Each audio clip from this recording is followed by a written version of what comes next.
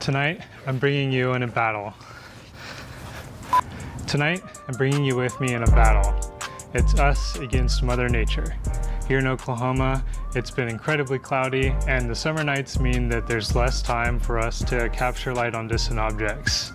Tonight, I'm going to be going for a hydrogen alpha emission nebula in the constellation Cygnus near the very bright star Sadr. So, let's see if I can do it. If you're familiar with the constellation Cygnus, you're probably familiar with its more popular objects like the Cygnus Wall or the Bubble Nebula. But tonight we're going to be going for IC 1318. This is a hydrogen alpha region around the bright star Sadr. And I chose this region because I haven't photographed it before and it's very bright. And since it's the summertime and we have less hours for imaging during the night, I'm going to be capturing it using narrowband filters. I'm using the TubeTech electronic filter wheel paired with the TubeTech 1600 MM Pro. This is a micro four thirds camera, and pairing it with these narrowband filters will give me a good field of view. To give myself some protection against the stray high cloud, I'm going to be shooting 120-second exposures tonight at a gain of 200 and an offset of 50. I'm going to take caution to try and take more pictures through the sulfur and oxygen filters than the hydrogen alpha filter, since the hydrogen alpha signal is much stronger and needs less photos to get a crisp view. But those sulfur and oxygen signals really take a lot of integration time to ease out of the photo. The telescope I'm using for tonight is the Apertura Carbon Star 150. This is an imaging Newtonian with a native focal length of 600 millimeters and an aperture of 150 millimeters. I'm using the reducer that's 0.95x, so that brings the focal length down to 570 millimeters, which frames the nebula nicely. Controlling the imaging session is this Melee Quieter 3C. This is an older version of the Melee mini PCs, but it's powerful enough to get the job done. Inside it's running Nina, a very capable Windows-based astrophotography capture software. I like Nina because of its advanced sequencer, and it allows me to automate much of the process of imaging during the night.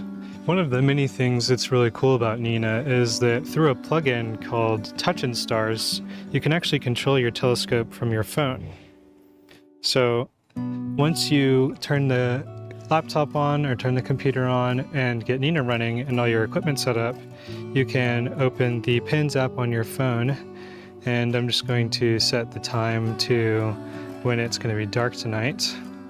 And then I can use the planetarium that's built in to go over to Cygnus, zoom in on IC 1318, and then I can set it as a sequence target, or for now I can select slew and center. And the telescope will slew and center onto Sadr. Driving the imaging rig is my fantastic Proxy Sky Yumi 17R. This is a heavy-hitting strain wave gear mount made by Proxy Sky Astro, and it has similar capabilities to these EWO AM5N, but at a fraction of the cost. It doesn't even need a counterweight to be able to handle my entire imaging setup, making it very easy to set up and very portable. Guiding the setup tonight is this Astromania 50mm guide scope. This has a focal length of 200 millimeters, and attached onto the back here is the SV Boni 905C guide camera. Handling focus tonight for all of my narrowband filters is the Gemini automatic focuser. These things run about $80 on AliExpress, and for the price to performance ratio, I can't see why I wouldn't recommend this to everybody.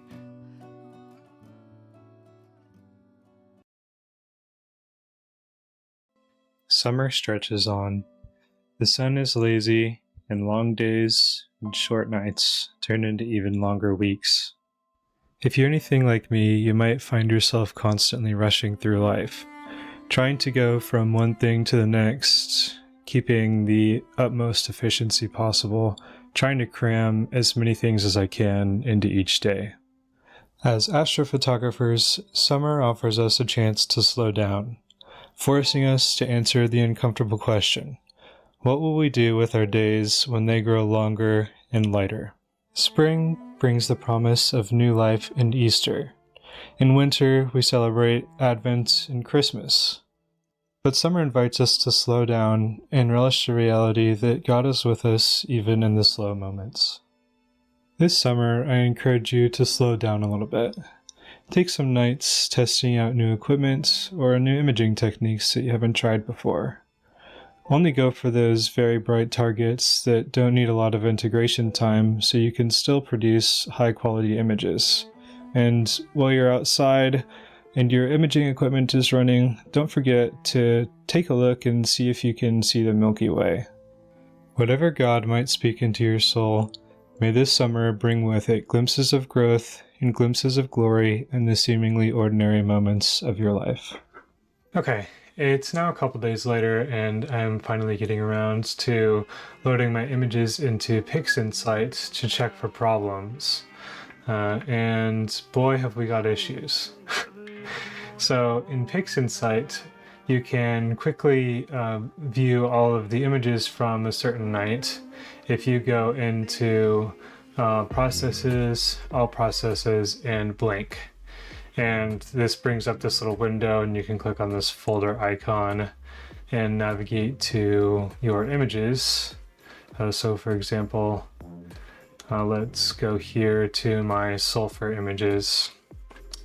And then PixInsight will open up all of them, apply an automatic curves transformation for you to see a bit more detail in the image. And then you can go ahead and click play animation here and it will quickly fly through all of your images. So there's a couple of things that we can see right off the bat while looking at Blink. And we can see here that there are maybe some high clouds or something in this image, in a few of these images. You can see kind of this banding effect in the top corner here. As I just tab through these few photos, you can see kind of this wave going by. So that could be some high clouds or something like that moving through the photo. We can see in this one a satellite trail.